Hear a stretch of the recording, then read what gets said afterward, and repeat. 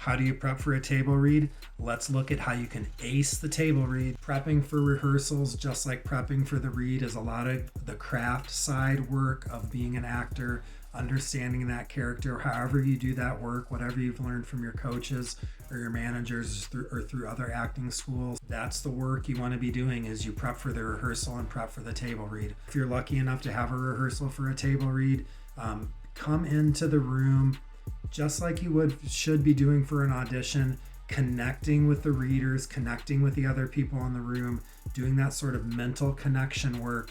Not every table read is going to have a rehearsal. Certainly today, in today's environment, an in-person rehearsal will be much more rare. You might still get a chance to do it over Zoom. Hopefully you will, but if not, do your prep just like you would for any audition, any other read, any other sort of acting class, monologue or side.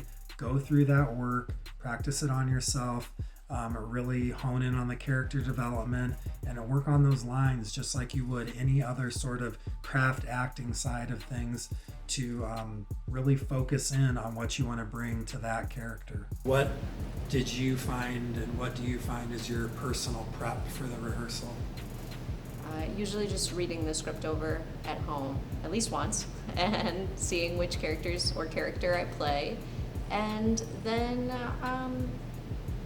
maybe experimenting with different voices. In some ways this is reminiscent a little bit of voiceover and that kind of a medium, almost more so than on camera.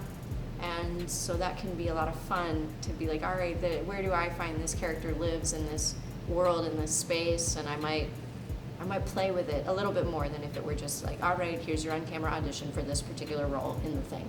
I printed the script off, and then I highlighted my lines, and I did read over them preliminarily and got an idea of a scene in my head. I think the best advice I had gotten before was always, just like in rehearsal, don't hold back. You know, be able to make mistakes or feel weird, get outside of that box immediately, because you want to shed those layers of yourself where you feel like you can't be as vulnerable, because that's where the art is. The art is under that shell that you have to break out of. So don't be afraid to just dive right in.